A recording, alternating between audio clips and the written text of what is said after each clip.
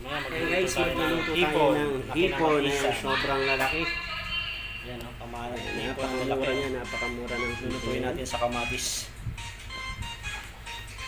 Hey guys, Yan na ang hipon na kinamatis. hinalo na natin ang kamatis, sibuyas, kinamatisang hipon. Napakasarap. Lalaki ng hipon. Masarap pa sa jowa mo.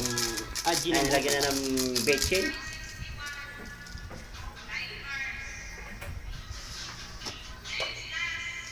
Tapos lalagyan natin ng asin.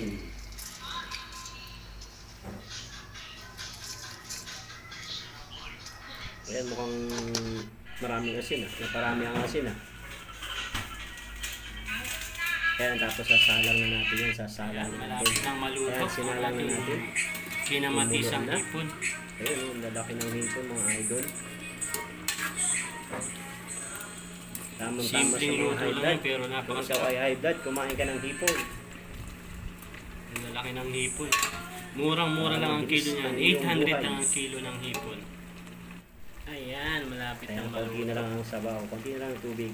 Ayan, Malapit na ang maluto mga idol. Wow. Malapit na ang maluto. Yum, yum, yum. Ayan ang ating Konting hipon kulo na na lang, kinamatisan. konting kulo. Yummy, yum, yum, yum, yum, yum. Luto na siya, luto na. Ayan, luto na siya, luto na.